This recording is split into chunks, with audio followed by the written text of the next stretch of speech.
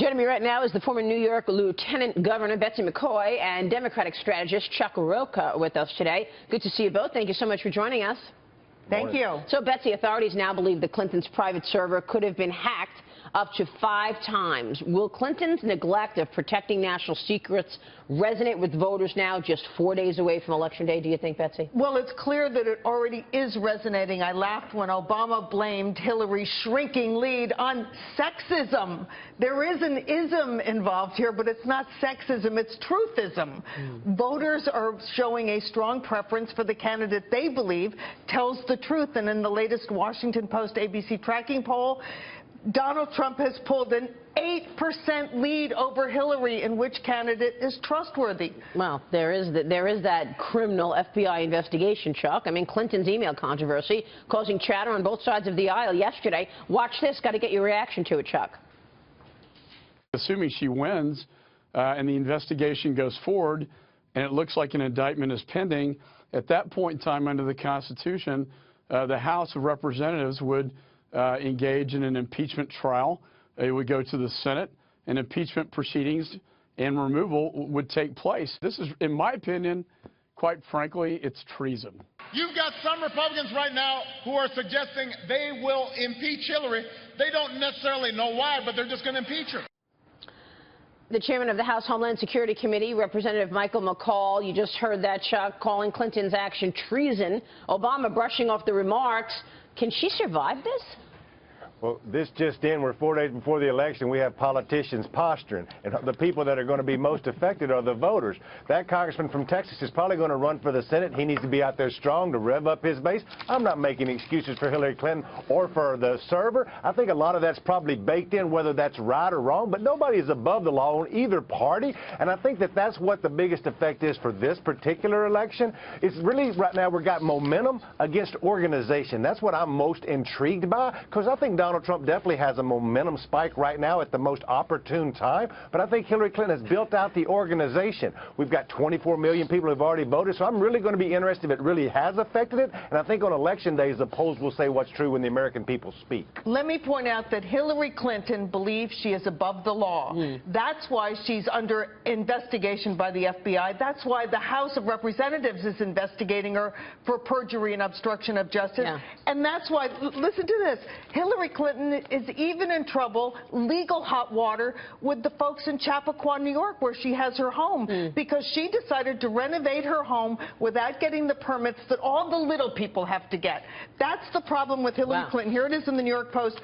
She believes she is above the law, and she's going to get in trouble if she's elected president for laws she hasn't even broken yet. She's just lining up to break them. When I hear people talk about the Clinton organization, I think La Cosa Clinton.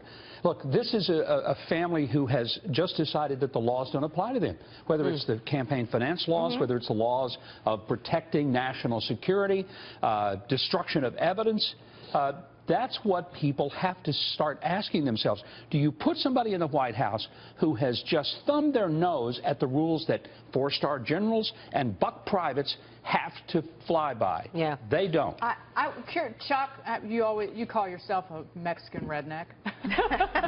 Yes, I do. I want to ask you, though, about the Latino vote for Hillary Clinton. Because you have, in the Real Clear Politics average now, you have Donald Trump up by 2 percentage points in Nevada, where the Latino vote should really be coming out for Hillary Clinton. You have him up in Texas, and you have him up by, I think, 4 percentage points in Arizona. So what's happening there? So I think what you should pay attention to with the Latino vote is I would take Texas and California out of the equation because there's not a lot of organization going on there. But like you said, wisely, that the Nevada vote I started digging into, and the Florida vote, because the Latino vote there will make a huge difference. What we've seen with those overall poll numbers is the African-American performance right now is underperforming about 10% in those 2 states. You do see an overvote right now with Latinos, if it's just based off of the numbers I'm seeing on early vote, and it's breaking dramatically for Hillary Clinton. Clinton. What we don't know is that people who would already have voted or will have voted on Election Day, just pre-voting, and then we will have a downturn on Election Day. That's what's really not known. But, Dagan, you're exactly right. She cannot win this presidency without the Latino vote in Nevada and in Orlando, particularly in Florida. That's just one of the, I just want to quickly point out, that's one of the reasons that you see such strong rhetoric from President Obama on the campaign trail, like, you're letting me down if you don't come out to vote for her, because they are concerned about the African-American vote. It's why he's bringing up the Klan. And he's brought up the Klan more than once in the last few days. I don't know if it's resonating, though, because I feel like people are looking at their own lives, whether it's Latina or African-American, and they're saying, well, how has my life been changed in the last 8 years? Well, in fact, the African-American median income is down. Labor participation is down. Home ownership is down. Food stamp dependence up 58% under Barack Obama. He's been very bad for African-American families. And Obamacare is a big part of that. Yeah, and I think that when you look at the American voters right now, they're so frustrated. And the concern is that more of this coming out, you know, the last 4 days, all the commercials that are out there are just tearing each other down. And we're still not talking about the issues, about jobs or the economy or ISIS. It is focused on the issues. Well, and we might face that people are just saying, I'm so frustrated, I'm not going to vote. Trump is talking about the issues, though. I mean, when you look at his economic plan, he's connecting the dots, right? You don't see her connecting the dots as much because she's on attack mode. She's got a recession plan, not an economic plan. Her plan to raise corporate taxes is going to push us into a recession. And she's out there defending Obamacare. My gosh, everybody's getting their notices. Their increases are between 24 and 200%. They're looking at that and they're saying, let's see, if I elect Hillary, I'm going to get a gut punch. If I elect Trump, maybe I'm okay. Look, I've looked at it like this.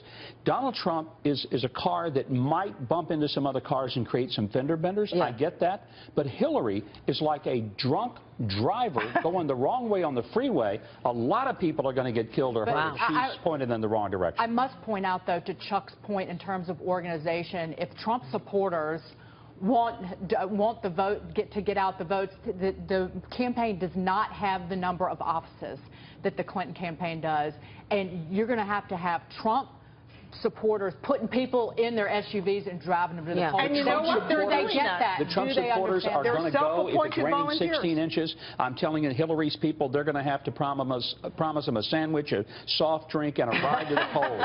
By the way, to your point, which is all the more extraordinary that this is so neck and neck right now. He doesn't have the ground game that she has. He doesn't have the money that she has. Right. And yet he has a huge enthusiasm advantage. But do they believe do his supporters believe the polls now that they're much tighter? Because again, for weeks, but when there was such a gap, it was the poll, you have to throw them all out. But now that it's tight and it's neck and neck in a lot of these swing states, do you believe them now? They're motivated. They're motivated. They're definitely motivated. Okay. Real quick, Betsy, before you go, talk is you may become part of the cabinet, Secretary of Health and Services. Well, that's very flattering. I'm just rooting for winning for all America. All of us will win. Do you want to be part of the cabinet? Of course, I'd be very honored. All right, Betsy, good to see you. Betsy McCaughey, Chuck Rocha joining us there. Thank